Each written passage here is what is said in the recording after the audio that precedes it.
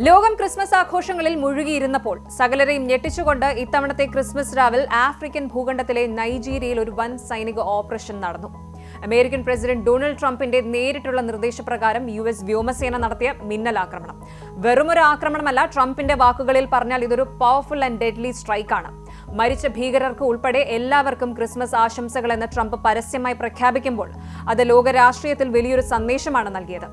എന്താണ് നൈജീരിയയിൽ യഥാർത്ഥത്തിൽ സംഭവിച്ചത്? എന്തുകൊണ്ടാണ് ട്രംപ് ഇത്രയും കടുത്ത നടപടിയിലേക്ക് നീങ്ങിയത്? നമുക്ക് വിശദമായി പരിശോധിക്കാം.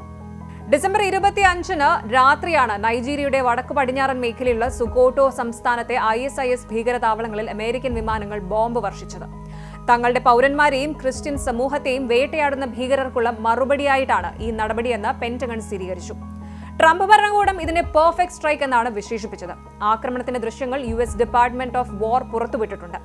വിമാനവാഹിനി കപ്പലിൽ നിന്നും മിസൈലുകൾ കുതിച്ചുയരുന്നതും ഭീകരരുടെ ഒളിത്താവളങ്ങൾ ചാരമാക്കുന്നതും ആ വീഡിയോയിൽ വ്യക്തമാണ്. നൈജീരിയൻ സർക്കാരിന്റെ സഹകരണത്തോടെയാണ് ഈ ഓപ്പറേഷൻ നടന്നതെന്ന് US ആഫ്രിക്ക കമാൻഡ് സ്ഥിരീകരിച്ചു.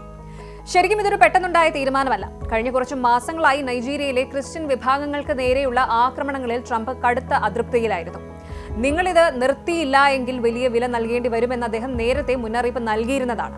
ട്രൂത്ത് സോഷ്യലിൽ അദ്ദേഹം കുറിച്ച വാക്കുകൾ ഇങ്ങനെയാണ്: ഞാൻ ഈ ഭീകരർക്ക് നേരത്തെ മുന്നറിയിപ്പ് നൽകിയതാണ്.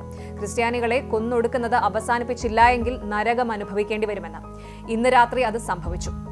ഇനി ഇതിനേക്കാൾ വലിയ ചർച്ചയായത് ട്രംപിന്റെ ക്രിസ്മസ് വിഷാണ്. ട്രംപ് പറഞ്ഞത് ഇങ്ങനെയാണ്: ഇന്ന് രാത്രി എന്റെ നിർദ്ദേശപ്രകാരം US സൈന്യം നൈജീരിയയിലെ IS ഭീകരർക്ക് നേരെ മാരകമായ ആക്രമണം നടത്തിയിരിക്കുന്നു. ക്രൈസ്തവരെ കൊന്നൊടുക്കുന്നത് നിർത്തണമെന്ന് ഞാൻ അവർക്ക് നേരത്തെ മുന്നറിയിപ്പ് നൽകിയിരുന്നതാണ്.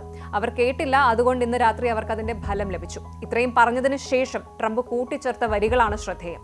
മരിച്ച ഭീകരർക്കും സമാധാനമായി ആഘോഷിക്കുന്നവർക്കും എന്റെ ക്രിസ്മസ് ആശംസകൾ എന്നാണ് അദ്ദേഹം കുറിച്ചത്. ഇത് ട്രംപിന്റെ പഴയ ശൈലിയിലുള്ള അഗ്രസീവ് ഡിപ്ലോമസിയുടെ ഉദാഹരണമാണ്. കൂടാതെ ഈ ഭീകരർ ഇനിയും അക്രമം തുടർന്നാൽ ഇതിലും വലിയ പ്രഹരം നേരിടേണ്ടി വരുമെന്നും അദ്ദേഹം മുന്നറിയിപ്പ് നൽകിയിട്ടുണ്ട്. അമേരിക്കൻ ആക്രമണം ഒരു വശത്ത് നടക്കുമ്പോൾ തന്നെ നൈജീരിയയിലെ മെഡുഗുരിയിൽ മറ്റൊരു ദാരുണമായ സംഭവം കൂടി ഉണ്ടായിട്ടുണ്ട്. ഒരു പള്ളിയിൽ നടന്ന ചാവേർ സ്ഫോടനത്തിൽ 5 പേർ കൊല്ലപ്പെട്ടു, 35 പേർക്ക് ഗുരുതരമായി പരിക്കേറ്റിട്ടുണ്ട്. ബോക്കോ ഹറാം പോലുള്ള സംഘടനകളാണ് ഇതിന് പിന്നിലെന്നാണ് കരുതപ്പെടുന്നത്. നൈജീരിയയിലെ ജനങ്ങൾ, അത് ക്രിസ്ത്യാനികളായാലും മുസ്ലിംസ് ആയാലും, ഭീകരവാദത്തിന്റെ ഇരകളാണെന്ന് ഈ സംഭവം നമ്മെ ഓർമ്മിപ്പിക്കുന്നു. നിരപരാധികളെ കൊല്ലുന്ന ഭീകരർക്ക് ഒരു മതവുമില്ലെന്ന് ഈ സ്ഫോടനം ഒരിക്കൽ കൂടി തെളിയിക്കുന്നു.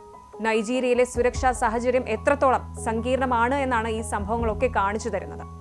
നൈജീരിയയിൽ ചൈനയുടെയും റഷ്യയുടെയും സ്വാധീനം വർദ്ധിച്ചു വരുന്നതിനിടയിലാണ് അമേരിക്കയുടെ ഈ ഒരു കടന്നുകയറ്റം എന്നതും ശ്രദ്ധേയമാണ്.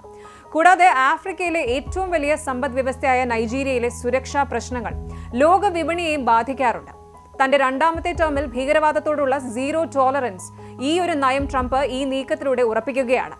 നിങ്ങൾ ആക്രമിച്ചാൽ ഞങ്ങൾ തിരിച്ചടിക്കും, അത് അതിവേഗത്തിലും മാരകവുമായിരിക്കുമെന്ന നയം നടപ്പിലാക്കുകയാണ്.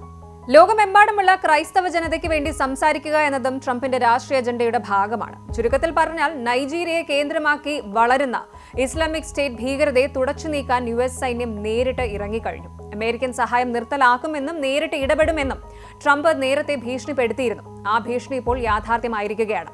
എന്നാൽ ഈ വിദേശ സൈനിക ഇടപെടൽ മേഖലയിൽ സമാധാനം കൊണ്ടുവരുമോ അതോ കൂടുതൽ സംഘർഷങ്ങളിലേക്ക് നയിക്കുമോ എന്നത് കണ്ടു തന്നെ അറിയണം.